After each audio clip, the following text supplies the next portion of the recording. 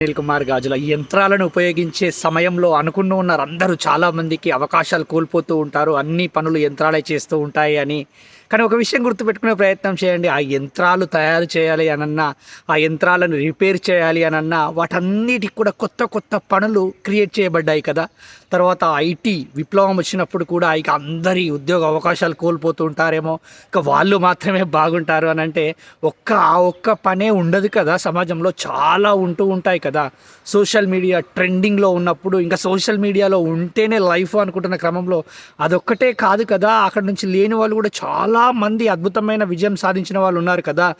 ఈరోజు ప్రతి ఒక్కరూ ఆర్టిఫిషియల్ ఇంటెలిజెన్స్ అది నేర్చుకుంటేనే గొప్పగా ఎదుగుతాము, అది అసలు నేర్చుకోకపోతే మన జీవితం అక్కడే ఆగిపోతుంది అనే పాయింట్ ఆఫ్ వ్యూలోకి వచ్చేసాం. నిజంగా ఒకసారి ఆలోచించే ప్రయత్నం చేయండి. అది నేర్చుకో, తప్పేం కాదు. కానీ దాన్ని ఉపయోగించుకునే వాళ్ళు ఉపయోగించుకుంటూ ఉంటారు, దాని ద్వారా పని చేయించుకునే వాళ్ళు చేయించుకుంటూ ఉంటారు.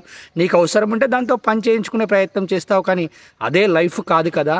చూడండి, కాలానికి అనుగుణంగా చాలా చాలా చాలా మార్పులు జరుగుతూ ఉన్నాయి. కానీ ఒక విషయం గుర్తుపెట్టుకునే ప్రయత్నం చేయి. నువ్వు ముందుకు వెళ్ళాలి, గొప్పగా ఎదగాలి అని అంటే కాలానికి అనుగుణంగా మారుతున్న మార్పులకు అనుగుణంగా కొత్త విషయాలని నేర్చుకునే ప్రయత్నం చేయి. కానీ అవే మొత్తం సర్వస్వము జీవితము అనే కాన్సెప్ట్లో ఉండి టెన్షన్ పడకు, వర్రీ కాకు, స్ట్రెస్ అసలే కాకు. ఓకేనా?